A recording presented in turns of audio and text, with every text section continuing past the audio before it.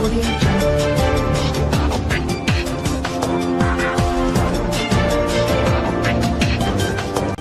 भारत, केवल खबरें और कुछ। नमस्कार, मैं हूं अंजलि। आरपी भारत में आपका स्वागत करती हूँ। आइए नजर आते हैं आज की किसी खास खबर पर।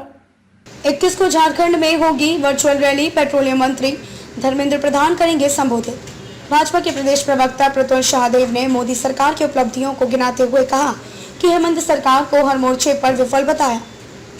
भाजपा के प्रदेश प्रवक्ता लाल प्रतुल नाथ शाहदेव मंगलवार की दोपहर चंदवा पहुंचे, जहां उन्होंने पथ निर्माण विश्राम नगर परिषद की स्थिति सभागार में प्रेस वार्ता की। प्रेस वार्ता को संबोधित करते हुए श्री शाहदेव ने कहा कि आगामी 21 जून को झारखंड में भी भाजपा का वर्चुअल रैली होगी। उक्त रैली को पेट्रोलियम मंत्री धर्मेंद्र प्रधान संबोधित करेंगे। उन्होंने कहा कि बिहार और बंगाल में भरपूर जन समर्थन मिलेगा। इन्होंने मोदी सरकार के दूसरे कार्यकाल के दौरान एक वर्ष आयोजित की गई सफलताओं को गिनाते हुए कहा कि मोदी सरकार का यह कार्यकाल तक ऐतिहासिक रहा है। इस दौरान सरकार ने धारा 370, 3 तलाक, CAA, राम मंदिर निर्माण का रास्ता प्रशस्त करने का काम किया है। इस दौरान उन्होंने हेमंत सरकार पर हमला बोलते हुए हर मोर्चे पर विफल बताया। साथ ही तुष्टीकरण की राजनीति करने का भी आरोप लगाया है। राहुल कुमार के साथ बद्री गुप्ता, ब्यूरो रिपोर्ट।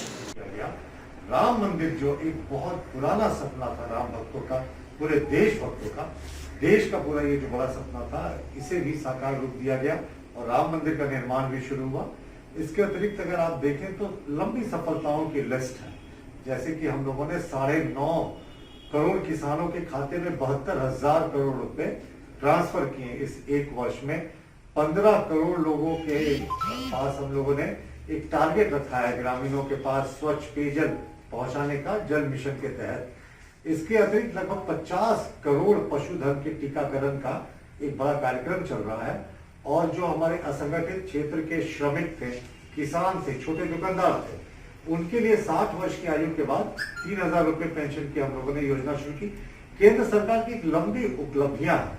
तो इन सभी मुद्दों पे भाजपा झारखंड की एक वर्चुअल रैली होनी है। आपको पता है फिलहाल लॉकडाउन और कोरोना संक्रमण के कारण हम लोग रैली जमीनी स्तर पे नहीं कर सकते हैं। तो वर्चुअल रैली जो बिहार में हुई और वेस्ट बंगाल में, वो बहुत ही सफल रही और 40 लाख और 30 लाख व्यूज मिले दोनों जगह पे। तो इसी तरीके से झारखंड में 21 जून को शाम 4 बजे माननीय पेट्रोलियम मंत्री धर्मेंद्र प्रधान जी एक वर्चुअल रैली को संबोधित करेंगे। और हमारा भी टारगेट है कि लातेहार जिला के इस डिजिटल रैली के प्रभारी होने के नाते कि मैक्सिमम यहाँ से भी ग्रामीण, युवा, सभी वर्ग के लोग इस रैली में लाइव देखें, फेसबुक के जरिए, ट्विटर के जरिए, इंस्टाग्राम के जरिए। मेरे साथ राहुल शाहदेव जी हैं जो प्रदेश से सब प्रभारी नियुक्त हुए हैं इस डिजिटल रैली के लिए लातेहार जिले के लिए। तो हम लोग पूरा प्रयास कर रहे हैं इसके लिए। लातेहार जिले में भी बेहद तैयारी चल रही है। मंडल स्तर पर लोग इसको कैसे ज्यादा से ज्यादा संख्या में देखें, इसके लिए हम लोगों ने बेहद तैयारी की है, ताकि हम 21 तारीख की रैली को एक बड़ा सक्सेस बना सकें। और ये सरकार 29 तारीख को अपने कार्यकाल का 6 महीना पूरा करेगी।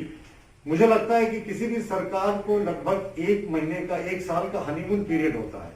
1 वर्ष के हनीमून पीरियड में नॉर्मली लोग रिएक्ट नहीं करते हैं किसी सरकार के कार्यों से, लेकिन जिस तरीके से सिर्फ 6 महीने के भीतर इस सरकार की जो नकारात्मक छवि जनता के सामने बनी है, वो चाहे कोरोना संक्रमण के मामले में पूरे तरीके से फेल होने का मामला हो या तुष्टीकरण का मामला हो, जिन तमाम मुद्दों पे राज्य सरकार ने यू टर्न लिया है।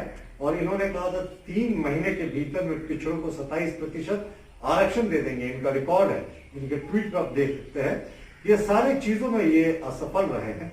हाँ, कोरोना संक्रमण आया, कोरोना संक्रमण में भी इन्होंने तुष्टीकरण की सारी हदें पार कर दी और सिर्फ एक वर्ग, विशेष समुदाय को खुश करने के लिए हिंद पीढ़ी पे इन्होंने कोई कड़ाई नहीं की, जिसके कारण संक्रमण की संख्या 2000 पहुंच जाएगी अगले कुछ दिनों में।